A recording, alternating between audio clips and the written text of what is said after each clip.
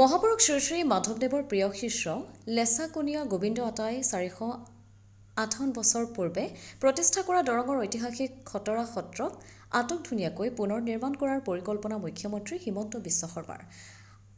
458 বছৰীয়া সমন্বয়ৰ পূৰ্ণতিথি ঐতিহাসিক খটৰা সত্ৰত নৱৰূপ দিবলৈ আজি SOPDG আঁচনিৰ অধীনত আন্তঃগাঁথনি উন্নয়নৰ বাবে আধাৰশিলা স্থাপন কৰে সাংসদ দিলীপ শইকীয়াই। প্ৰথম পৰ্যায়ত 10,52,42,000 টকা অনুদানেৰে সত্ৰখন পুনৰ নিৰ্মাণ কৰিব চৰকাৰে। সকলো সা সুবিধা থকা সত্ৰখনৰ পূৰ্বৰ গৰিমা অটুট ৰাখি নিৰ্মাণ কৰিব ঐতিহাসিক খটৰা সত্ৰ।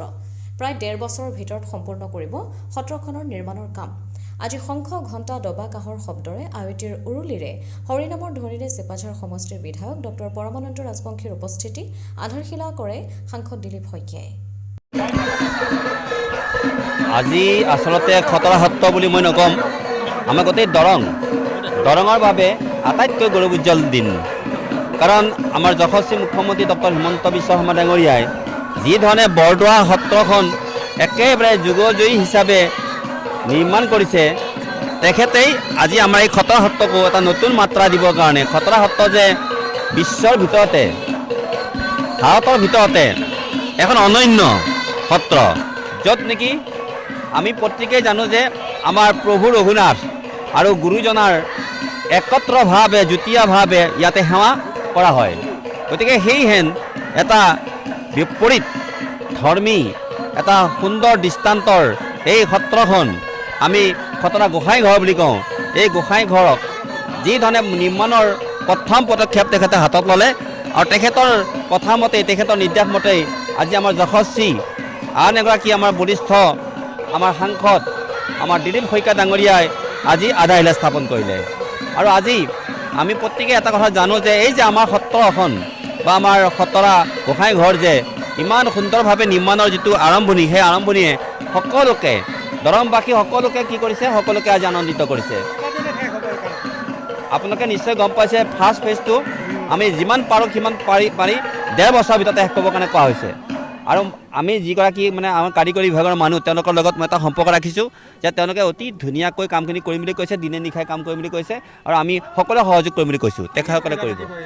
ইয়াত আপোনালোকে নিশ্চয় দেখিছে যে ইয়াত আচলতে প্ৰথম পৰ্যায়ত যিখিনি দিছে তাতোকৈ আপোনালোকে আৰু বহুত পাব। কাৰণ আমাৰ এই চিপাঝাৰ সমষ্টিটোত খুব ভাল অতিথিশালা নাই, খুব ভাল এটা মানে আমাৰ এখন হেৰি থাকে ৰংমঞ্চ সভাগৃহ, ৰংমঞ্চ মানে এটা অতি সুন্দৰ প্ৰেক্ষাপ্ৰকোষ্ঠ, যিটো প্ৰেক্ষাপ্ৰকোষ্ঠত অন্ততঃ কমেও আমি 1000 মানুহ বহিব পৰা ব্যৱস্থা এটাৰ কাৰণে মই তেখেতক কৈ আছোঁ মাননীয় মুখ্যমন্ত্ৰী মহোদয়ক। গতিকে মই ভাবোঁ যে এইখন খটৰা সত্ৰ হ'ব আমাৰ সমগ্ৰ দৰঙৰ বাবে কি সাৰ্থক বা আধ্যাত্মিক এটা ঐতিহ্যমণ্ডিত কেন্দ্ৰ। দ্বিতীয় অযোধ্যা এইখন হয়েই, কিন্তু ইয়াক মহিমামণ্ডিত ৰূপত আমি গঢ়ি তুলিবৰ কাৰণে এই প্ৰয়াসক আমি মাননীয় মুখ্যমন্ত্ৰী মহোদয়ক ধন্যবাদ দিব লাগিব। নমস্কাৰ, সকলোকে সেৱা নিবেদন কৰিছোঁ। আজি দৰঙৰ ঐতিহাসিক খটৰা সত্ৰৰ কাৰণে এটা ঐতিহাসিক মুহূৰ্ত বুলি আমি অনুমান কৰিছোঁ। খটৰা সত্ৰই প্ৰতিষ্ঠাৰ গৌৰৱময় 458 বছৰ অতিক্ৰম কৰা মুহূৰ্তত অসমৰ দক্ষ মুখ্যমন্ত্ৰী ডক্টৰ হিমন্ত বিশ্ব শৰ্মাদেৱে সত্ৰবাসী ৰাইজ আৰু সত্ৰ পৰিচালনা সমিতিৰ আহ্বানত খটৰা সত্ৰৰ মণিকূট আৰু কীৰ্তন ঘৰ পুনৰ নিৰ্মাণৰ কাৰণে প্ৰথম পৰ্যায়ত 10,52,42,000 টকাৰ এটা অনুদান আগবঢ়াইছে। এইটো প্ৰথম পৰ্যায়ত এইখিনি কাম হ'ব বুলি কৈছে। আমি সত্ৰৰ ফালৰ পৰা 4টাকৈ আঁচনি তেখেতৰ আগত আমি উপস্থাপন কৰিছিলোঁ, পৰ্যায়ক্ৰমে বাকী কামখিনি কৰিম বুলি কৈছে। আমিও আশা ৰাখিছোঁ যে এতিয়া আজি এই 10,52,42,000 টকাৰ শুভাৰম্ভণি অনুষ্ঠান হ'ল। মুখ্যমন্ত্ৰী মহোদয়ৰ বিশেষ চৰকাৰী দায়িত্বৰ কাৰণে আহিব নোৱাৰি আৰু দৰং আৰু ওদালগুৰি জিলাৰ সাংসদ দিলীপ শইকীয়া মহাশয়ক দায়িত্ব দিছিল। দিলীপ শইকীয়া মহাশয়ে আহি ৰাইজৰ সহযোগত, সত্ৰবাসী ৰাইজৰ সহযোগত আজি এই শুভ কাৰ্যৰ শুভাৰম্ভণি কৰিলে আৰু তেখেতক সংগ দিলে আমাৰ চিপাঝাৰ বিধানসভা সমষ্টিৰ বিধায়ক ডক্টৰ পৰমানন্দ ৰাজবংশীদেৱে।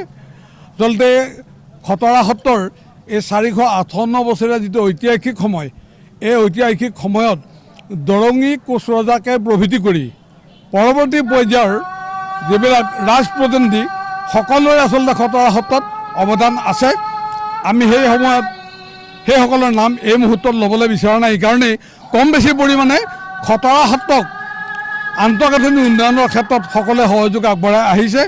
আৰু বিশেষকৈ যিখিনি সত্ৰপ্ৰেমী ৰাইজ, সেই সত্ৰপ্ৰেমী ৰাইজৰো কিন্তু ব্যক্তিগতভাৱে যথেষ্ট ইয়াত অনুদান বা দান আছে, য'ত আমাৰ দধিমথা গৃহতী আজি আমাৰ স্থানীয় এজন যুৱকেই কৰি দিছে, কুলেন কলিতাই, আৰু গোবিন্দ দাস স্মৃতি নামঘৰ ব্যক্তিগতভাৱে হেমন্ত বিজয় মহন্তদেৱে কৰি দিছে। এনেধৰণে যথেষ্ট ৰাইজৰ অৱদান আছে।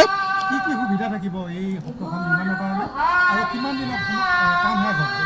আচলতে আজি শুভাৰম্ভ হ'ল, কিন্তু ইয়াৰ সমাপ্তিৰ সময়টো আমাৰ সত্ৰ পৰিচালনা সমিতিক অৱগত কৰা হোৱা নাই। কিন্তু আমি দেখিছোঁ যে মুখ্যমন্ত্ৰী মহোদয়ে আমাক সুন্দৰকৈ কৈছিল যে অসমৰ বিভিন্ন ধৰ্ম। মংগলদৈৰ পৰা জয়দেৱ ডেকাৰ ৰিপৰ্ট, অমৃত নিউজ 24/7।